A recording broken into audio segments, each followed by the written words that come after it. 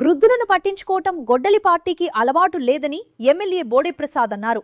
పెనుమలూరు నియోజకవర్గం తాడికడప మున్సిపాలిటీ పోరంకిలోని సుగాలి కాలనీలో వృద్ధాప్య పెన్షన్లు పంపిణీ కార్యక్రమంలో స్థానిక ఎమ్మెల్యే బోడే ప్రసాద్ తో కలిసి ఎమ్మెల్సీ పంచుమర్తి అనురాధ కంకిపాడు మండలం పునాదిపాడు గ్రామంలో ఎమ్మెల్యే బోడే ప్రసాద్ వృద్ధులకు వికలాంగులకు పెన్షన్లు అందజేసి కాలనీలోని వృద్ధులను ఆప్యాయంగా పలకరిస్తూ చంద్రబాబు చేసిన అభివృద్ధిని వివరించారు.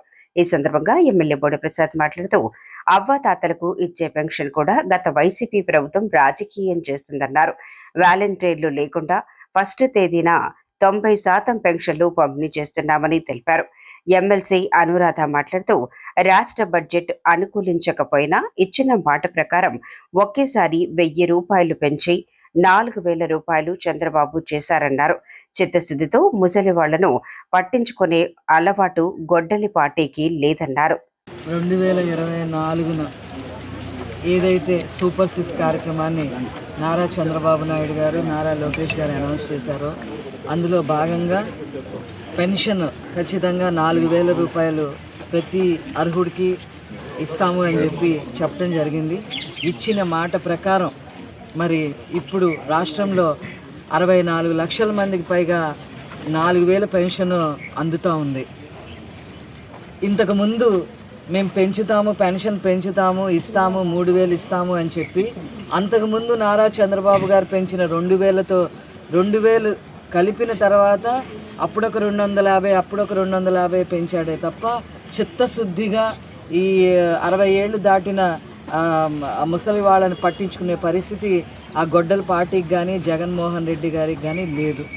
ఈరోజు వికలాంగులకు కూడా మరి 6000, 10,000, 15,000 కూడా ఇవ్వటం జరుగుతూ ఉంది. ఈ పెన్షన్ 4000 ఇవ్వటం జరుగుతూ ఉంది. ప్రజలందరూ చాలా ఆనందంగా ఉన్నారు. వీళ్ళు ఇలా ఆనందంగా ఉన్నారు అని అంటే దానికి కారణం నారా చంద్రబాబు గారు. ఆర్థిక పరిస్థితులు రాష్ట్రంలో సరిగ్గా లేనప్పటికీ కూడా పెన్షన్ మాత్రం ఆపటానికి వీల్లేదు అని చెప్పి నానా తంటాలు పడి మరి ప్రతి నెల ఈ పెన్షన్ కార్యక్రమాన్ని మాత్రం దిగ్విజయంగా చేస్తూ ఉన్నారు. అట్లాగే ఇక్కడ అర్హులైన వాళ్ళందరికీ ఇచ్చే దానిలో మా ఎమ్మెల్యే గారు బోడే ప్రసాద్ గారు, అలాగే అనుమోల్ ప్రభాకర్ గారు, క్లస్టర్ ఇన్ఛార్జ్ గారు, అట్లాగే సుధా గారు, వీళ్ళందరూ కూడా తమ వంతు కృషి చేస్తూ ఉన్నారు. వాళ్ళందరికీ కూడా ప్రత్యేకంగా ధన్యవాదాలు తెలియజేస్తున్నాను. ఈరోజు 1వ తారీఖు రాష్ట్ర వ్యాప్తంగా కూడా పెన్షన్ల పంపిణీ కార్యక్రమం చేపట్టడం జరిగింది. ప్రతి నెల 1వ తేదీన ముఖ్యమంత్రి గారు మరి ఈ 2 సంవత్సరాల్లో 1వ తేదీ నాడు ఏదో ఒక నియోజకవర్గంలో ఆయన కూడా స్వయంగా పాల్గొనడం జరిగింది. అదే సందర్భంలో ప్రజాప్రతినిధులుగా మేమందరం కూడా ఏదో ఒక గ్రామంలో పాల్గొన్నాం. ఈరోజు పునాదిపాడులో మరి పేదల సేవలో కార్యక్రమంలో పాల్గొనడం జరిగింది.